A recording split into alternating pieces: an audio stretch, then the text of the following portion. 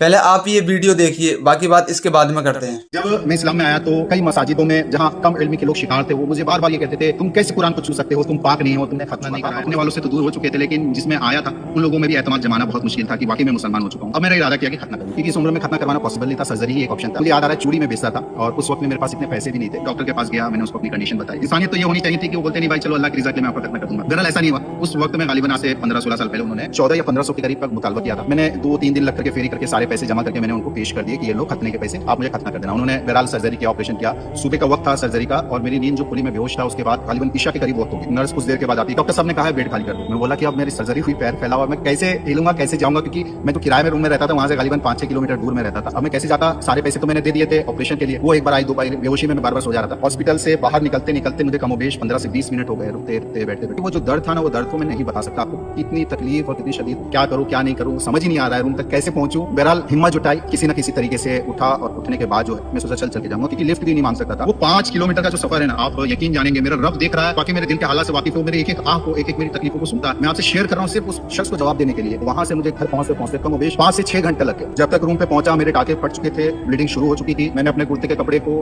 फाड़ा, उसे साफ किया, उस पर पट्टी बांधी, फिर उस पर पॉलीथीन बांधा कि खराब ना हो। 1 दिन 2 दिन 3 दिन भूखे प्यासे मेरी जान निकली जा रही थी। बुखार में जिस्म पूरा हीट हो चुका था, आंखों से आंसू नहीं रुक रहे थे। अल्लाह ताला से दुआ कर रहा था। यकीन जाने वो लम्हा कैसे गुजारा मैं जानता हूँ। मैं साइकिल उठाया, चूड़ी लादा और निकल गया बेचने। साइकिल चला तो नहीं पाया, लेकिन ठेल के लेके गया तो उस जगह फिर लहूलुहान हो जाता, खून से भीग जाता। जिस जख्म को सिर्फ और सिर्फ चंद हफ्तों में सूखने चाहिए थे, उस जख्म को सूखने में 1.5 साल से ज्यादा लगा। उस वक्त में मेरे ऊपर क्या दर्द भी थी ना, उसका 1% भी अल्लाह ना करे आप पे आए। इनका नाम है हकीम अब्दुल कादिर, जिन्होंने कुछ सालों पहले इस्लाम कबूल किया था। इस वीडियो में ये बताते हैं कि इन्हें इस्लाम कबूल करने के बाद कितनी परेशानियां आई, उन्हें कितनी दिक्कतों का सामना करना पड़ा, उन्हें सोसाइटी का सामना करना पड़ा, उन्हें अपने परिवार का सामना करना पड़ा।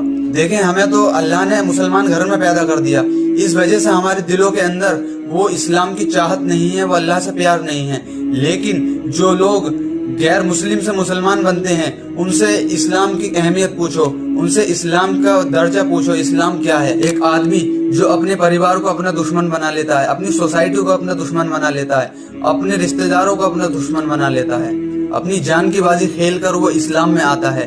उन्होंने इस्लाम को बाई चांस नहीं, बाई चॉइस चुना है। और हमें इस्लाम जो है बाई चॉइस नहीं, बाई चांस मिला है। इस वजह से हमारे दिलों के अंदर इस्लाम की मोहब्बत नहीं है। इन लोगों ने इस्लाम के लिए कुर्बानियां दी हैं, इस वजह से इनके दिलों में इस्लाम की मोहब्बत है। इन्हीं लोगों के बारे में अल्लाह कुरान में फरमाता है, सूरह मोहम्मद आयत नंबर 38 में, कि अगर तुम लोग अपने अल्लाह के हुक्म से मुंह फेर लोगे तो वो तुम्हारी जगह दूसरी कौम ले आएगा जो तुमसे बेहतर होगी, जो तुम्हारे रब की फर्माबरदारी करेगी, और तुम उन्हें देखना। देखें, अगर हम अपने अल्लाह का हुक्म पूरा नहीं करेंगे